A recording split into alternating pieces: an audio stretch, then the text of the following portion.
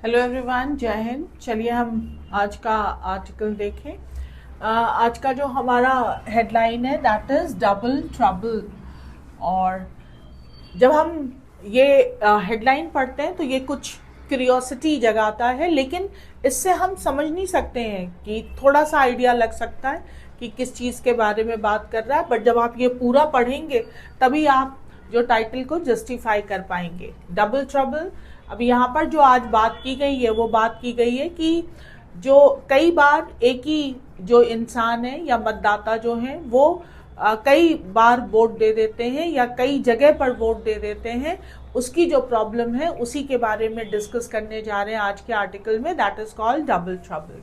So what is the sub headline? The Aadhaar seems, ऐसा प्रतीत होता है कि जो आधार है द डिफॉल्ट, एक खराब बेट अगर हम दाव लगाएंगे तो रिस्ट्रिक्ट, रोकने के लिए अ वोटर, एक मतदाता को, टू वन पोलिंग लोकेशन, किसी भी पोलिंग लोकेशन पे अगर आप रिस्ट्रिक्ट करना चाहते हैं किसी को, तो आधार जो है वो एक डिफॉल्ट यानी फेल्योर दाव है।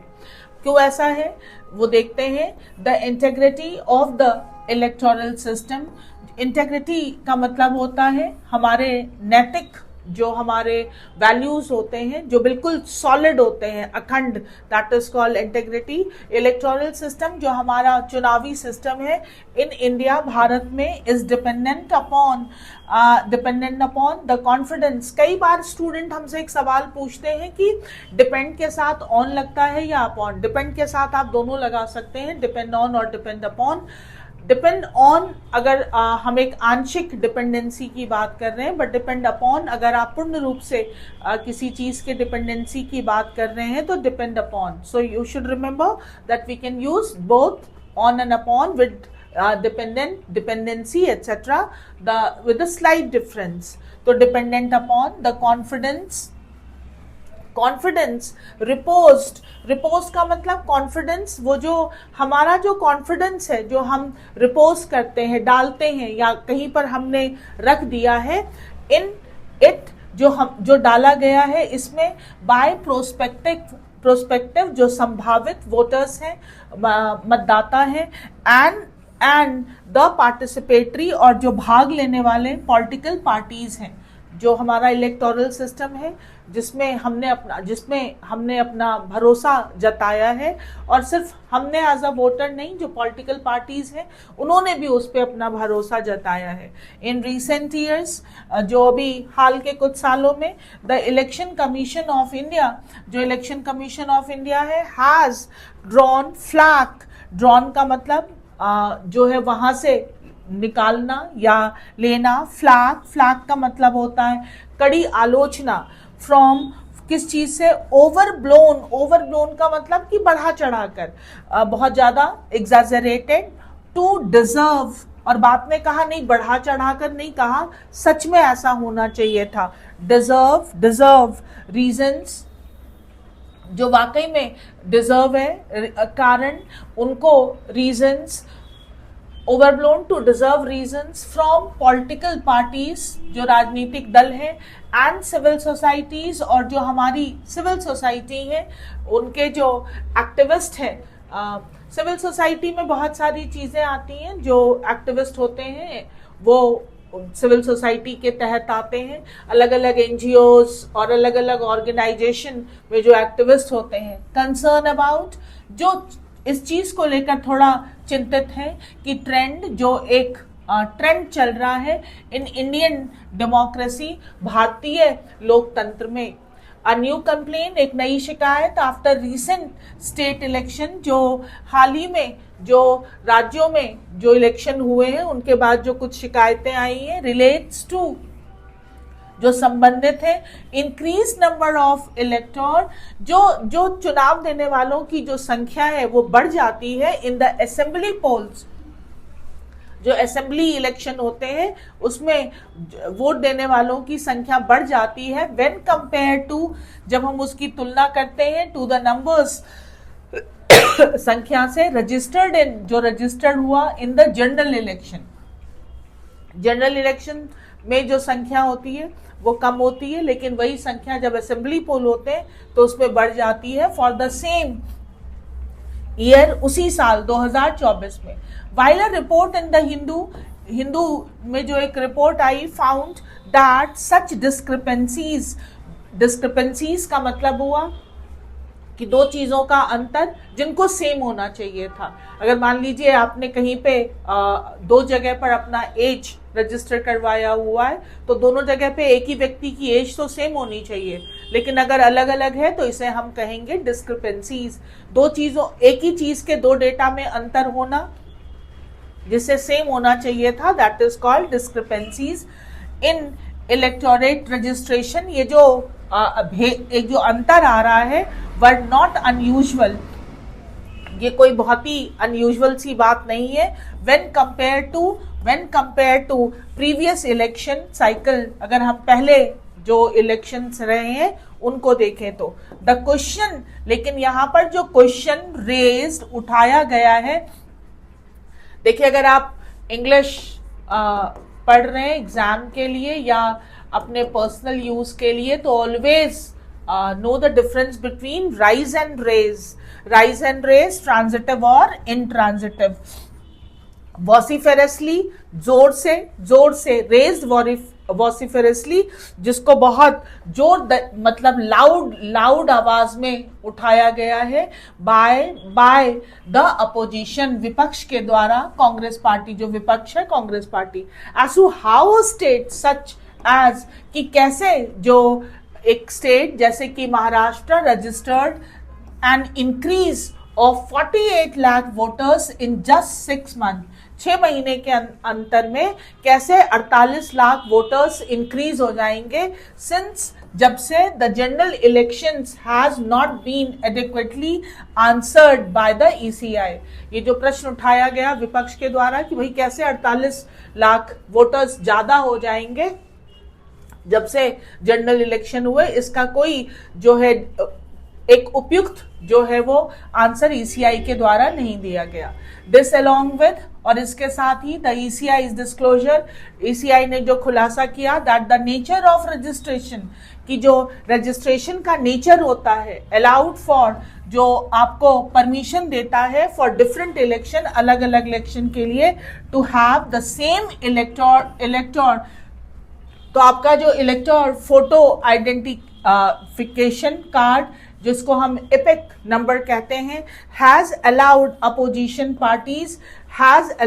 अपोजिशन पार्टीज पर्टिकुलरली, खासकर द तृणमूल कांग्रेस को टू रेज क्वेश्चन, इस चीज ने तृणमूल कांग्रेस को एक जो है वो इस पार्टी को जो है एक मौका दिया है to raise question about the, किस चीज को लेकर आवाज उठाने के लिए, क्रेडिबिलिटी का मतलब होता है विश्वसनीयता, credibility of the registration process, कि रजिस्ट्रेशन प्रोसेस को लेकर जो एक विश्वसनीयता है, इसी को लेकर तृणमूल कांग्रेस ने जो है वो आवाज उठाई है। व्हाट इज वरीसम, चिंता करने की बात तो ये है, वरीसम का मतलब होता है चिंता की बात, is the possibility of electoral voting across state, कि जो एक मतदाता है वो ना सिर्फ अपने राज्य में वोट देता है बल्कि दूसरे राज्य में भी जाकर वोट दे आता है। प्राइमा फेसी अगर हम सही तौर पे देखें, दिस डिस्क्रिपेंसी, अभी हमने डिस्कस ही किया what is the meaning of discrepancy, जो अंतर आ रहा है जो नहीं आना चाहिए था, in EPIC numbers which the ECI has ever, जो ECI ने जो है वो इलेक्शन कमीशन ऑफ इंडिया ने एवर, जो उसने बहुत ही सॉलिडली असर्ट किया है दैट इट विल रेक्टिफाई, कि वो सुधार करेंगे बाय अपडेटिंग द नंबर्स को अपडेट करके इन इट्स वोटर डेटाबेस, जो उनके पास वोटर्स का डेटाबेस है, टू मेक देम, ताकि वो बन जाए यूनिक बन जाए। अगर सबका यूनिक नंबर होगा तो कोई भी फिर जो है वो इस तरह के प्रॉब्लम को हम थोड़ा हैंडल कर सकते हैं. इज नॉट प्रॉब्लमैटिक, ये चीज कोई प्रॉब्लमैटिक नहीं है. Even if the epic number is shared by different voters, अगर एपिक नंबर जो है वो एक ही एपिक नंबर अगर कई वोटर्स शेयर करते हैं, they can only vote with their verified IDs, तो वो वोट दे पाएंगे अपने वेरीफाइड आईडी से ही. येट द लार्जर प्रॉब्लम, लेकिन एक बड़ी समस्या ये है of a possibility of a voter, कि जो एक वोटर है हैविंग मल्टीपल एपिक नंबर्स, कि अगर उसके पास कई एपिक नंबर हो अक्रॉस डिफरेंट स्टेट और वो भी कई स्टेट्स के हों, calls the process in question. तो सवाल अब ये थोड़ा जो है वो प्रॉब्लमैटिक है. फॉर एग्जाम्पल, उदाहरण के लिए इस चीज को अगर हम समझना चाहें तो हम ऐसे समझ सकते हैं कि मान लीजिए उदाहरण के लिए अ माइग्रेंट, एक जो माइग्रेंट है voter can vote in a particular state, वो एक पर्टिकुलर स्टेट में एक विशेष राज्य में भी ऑफ रेजिडेंस जहां का वो रहने वाला है वहां पर भी वोट दे सकता है. And in his her home state, और इफ इलेक्शंस आर, और अगर जो जहां का वो रहने वाला है home state, elections are held in close succession, अगर आसपास की डेट में ही होते हैं, as there is a good possibility of, तो एक अच्छा जो है एक अच्छी संभावना है of the duplicate EPIC number, कि जो डुप्लीकेट एपिक नंबर है रिमेनिंग इन द डेटाबेस, वो पहले से ही डेटाबेस में उसका नंबर हो. द मोस्ट इफेक्टिव सोल्यूशन, तो इसका जो एक बहुत ही प्रभावी सोल्यूशन है, would be to link the Aadhaar number, कि अगर हम आधार नंबर लिंक कर दें एंड बायोमेट्रिक, और बायोमेट्रिक जो है वो वेरिफिकेशन फॉर वोटिंग, अगर साथ में हम आधार नंबर डाल दें. But this is still not full proof, लेकिन ये भी जो है वो फुल प्रूफ नहीं है. The Aadhaar purpose is to identify resident, Aadhaar का जो मेन पर्पस है वो रेजिडेंट का जो है वो प्रूव है, एंड नॉट सिटीजन, ये सिटीजन होने का जो है वो प्रूफ नहीं है. And would have to be supplemented by, और उसके साथ और चीजें देनी पड़ेंगी. सप्लीमेंट का मतलब होता है और देना, by another proof for voting eligibility, तब और भी कुछ देना पड़ेगा वोट देने के लिए, क्या वोट देने के एलिजिबल है. Second, an Aadhaar number on electoral roll, अगर हम उसको भी आधार से कर दें, कुड रिजल्ट इन मिसयूज, तो ये एक और जो है रास्ता खुल जाएगा आधार के नंबर को मिसयूज करने के लिए. Such as profiling and the ECI profiling का मतलब होता है किसी के भी जो डेटाबेस को उसके बिहेवियर पैटर्न को ऑब्जर्व करने के लिए यूज करना, ताकि अलग अलग जो मार्केटिंग एजेंसीज वगैरह हैं वो उसको यूज कर पाए. And the ECI has to mask it when the roles are made available to political parties, और फिर ECI को भी इसको मास्क करना पड़ेगा जब पॉलिटिकल पार्टीज जो है वो इसको ये डेटाबेस मांगेंगी. तो बिसाइड इसके अलावा biometric verification for D duplication should be supplemented with clear alternative identity verification. जो इसके अलावा biometric verification for D duplication, कि अगर आप डुप्लीकेशन हटाना चाहते हैं, should be supplemented with clear alternative identity verification. तो हमारे पास एक और आइडेंटिटी वेरिफिकेशन होना चाहिए अगर हम डुप्लीकेशन को हटाना चाहते हैं. As the former has the potential of, क्योंकि जो है इसमें एक पोटेंशियल संभावना हो सकती है ऑफ एक्सक्लूडिंग, हटाने की, genuine voter because of technological failure, क्योंकि कई बार ऐसा हो सकता है कि जो जेन्युइन जो वोटर्स हैं वही उसमें से चले जाएं. The ECI must be open to undertaking, ECI को जरूर ये करना चाहिए. Undertaking the potential of the ECI must be open to undertaking a clear deduplication exercise. Undertake का मतलब होता है अपने अंदर किसी कार्यभार को ले लेना, तो ECI को करना चाहिए कि deduplication हटाया जा सके. That will allow a voter to have only one epic number and voter ID. एक ही epic number हो और एक ही voter ID हो with the eligibility to vote only in their area of resident, और वो सिर्फ अपने ही एरिया में जो है वो वोट दे सकते हो। तो जनरल इलेक्शन और जो हमारे असेंबली इलेक्शन होते हैं उनमें जो ये एक संख्याओं का जो डिस्क्रिपेंसीज हो जाती हैं यानी अंतर हो जाता है वो नहीं होगा। देखिए इंडिया में हम जानते हैं कि जब इलेक्शन का टाइम आता है तो इस तरह की बहुत सारी चीजें होती हैं, उसी के बारे में बात की गई है। जरा हम फटाफट देखें जो हमारे पास वर्ड्स आए हैं। पहला वर्ड है हमारे पास इंटेग्रिटी, दैट इज अखंडता, स्ट्रॉन्ग मॉरल वैल्यूज, एकदम जो हमारे स्ट्रॉन्ग, जो हमें अखंड बनाते हैं। Repose, a state of relax, जहां पर हम किसी चीज को रखकर छोड़ देते हैं, दैट इज कॉल्ड रिपोज।